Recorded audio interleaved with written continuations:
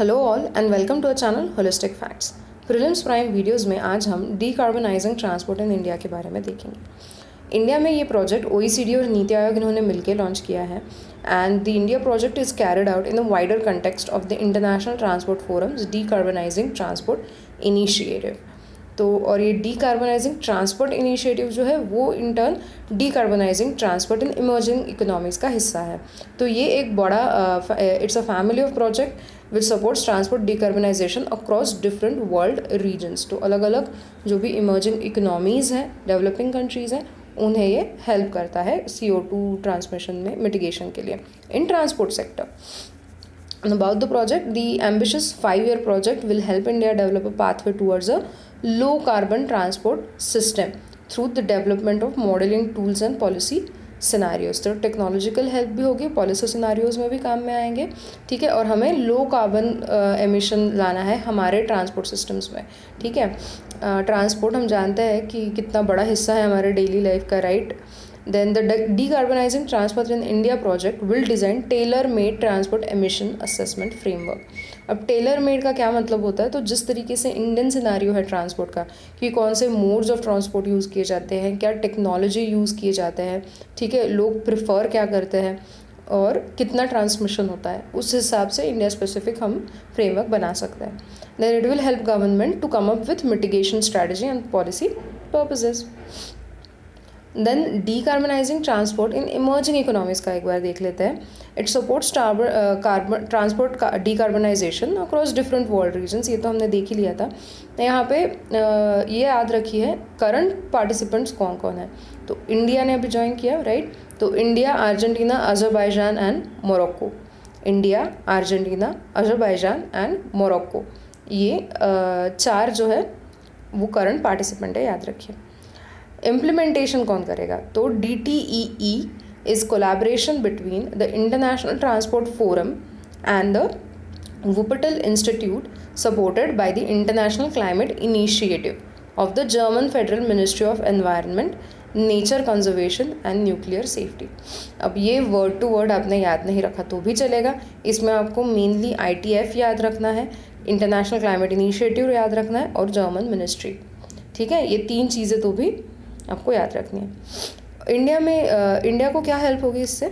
The transport sector of India is the third most greenhouse gas emitting sector, where the major contribution comes from the road transport sector, right. Out of the total carbon dioxide emissions in India 13% comes from transport sector. तो third most मतलब 13%, which is a very significant number, and these emissions have more than tripled since 1990। CO2 emitted per inhabitant was just about 20th of that of an average OECD country। तो मतलब average OECD country के emissions अगर हम देखें, अब OECD countries हम जानते हैं they are advanced economies, they are developed economies, high income economies basically. तो OECD कंट्री का अगर हम एमिशन देखें तो इंडिया से बहुत बहुत ज़्यादा है और इंडिया का कम है। बट इंडिया का ट्रांसपोर्ट सेक्टर का एमिशन जो है, CO2 एमिशन जो है, वो ऑलमोस्ट 6% से बढ़ते जाएगा एन्यूअली, ठीक है, अप टू 2030। तो बढ़ने वाला है बहुत ज़्यादा, हमारे यहाँ पे एमिशंस बढ़ेंगे।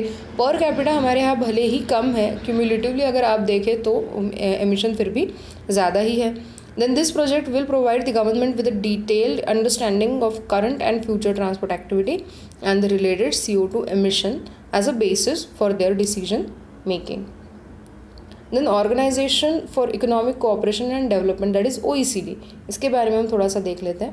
ये एक इंटरगवर्नमेंटल इकोनॉमिक ऑर्गेनाइजेशन है, founded to stimulate economic progress and world trade, ठीक है। तो इकोनॉमिक ऑर्गेनाइजेशन याद रखिए। और अभी सस्टेनेबल डेवलपमेंट ये OECD का भी एक इंटीग्रल पार्ट बन चुका है। Most OECD members are high income economies with a very high human development index and are regarded as developed countries. और OECD was founded in 1961, headquartered in Paris, France, and total members are 36। India OECD का member नहीं है, India को observer status दिया गया था। Then India has had a cooperation program with OECD since 1997। तो भले ही India is not a member, पर इंडिया एक इकोनॉमिक की पार्टनर है OECD का, क्योंकि इंडिया G20 इकोनॉमीज़ में से भी सबसे फास्ट ग्रोइंग इकोनॉमी है, राइट। तो हम एक इमर्जिंग इकोनॉमी है और एक की पार्टनर है OECD में, और OECD के अलग अलग कमिटीज़ वगैरह के भी मेंबर है। और जब कमिटीज़ वगैरह के मेंबर होते हैं तो फुल फ्लेजेड वहाँ पे हमें अटेंडेंस और उसका काम, ये सारी चीज़ें करनी होती है, तो भले ही हम मेंबर नहीं हैं।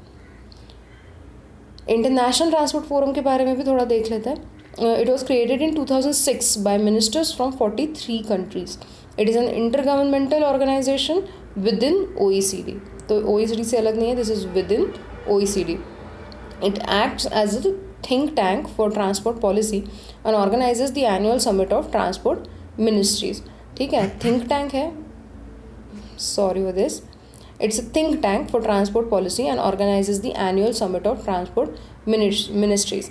और सबसे ज़्यादा इम्पॉर्टेंट ये इसलिए है कि it is the only global body that covers all transport modes, and the ITF is administratively integrated with OECD and politically anonymous. तो ठीक है, पॉलिटिकली ये ऑटोनॉमस है, बट एडमिनिस्ट्रेटिवली अगर देखा जाए तो OECD है, क्योंकि OECD ही इसका सेक्रेटेरिएट है, इसका सेक्रेटेरिएट अलग नहीं है। Headquarter obviously again in Paris, France, और इसका इंडिया मेंबर है। तो ये याद रखिए, OECD का इंडिया मेंबर नहीं है, बट इंटरनेशनल ट्रांसपोर्ट फोरम जो OECD का एक इंटीग्रल पार्ट है, इंडिया उसका मेंबर है। ठीक है, देन आज के वीडियो के लिए इतना ही। डीकार्बोनाइजिंग याद रखिए आप, ये टर्म याद रखिए, बहुत इंपॉर्टेंट है। देन इंटरनेशनल ट्रांसपोर्ट फोरम के बारे में और OECD के बारे में भी याद रखना आपको ज़रूरी है, क्योंकि इतने में न्यूज़ में भी काफ़ी आया है, राइट। और डीकार्बोनाइजिंग का बहुत ही ज़्यादा अभी इम्पोर्टेंस है। क्लाइमेट चेंज और ग्रीन हाउस इफ़ेक्ट, इन सारी चीज़ों पे अभी बहुत ही ज़्यादा फोकस किया जा रहा है, तो इसके ऊपर मेंस में भी क्वेश्चन आने के चांसेस हैं। ठीक है, तो आप ये सारी चीज़ें वहाँ पे मेंशन कर सकते हैं, ये इनिशिएटिव्स मेंशन कर सकते हैं।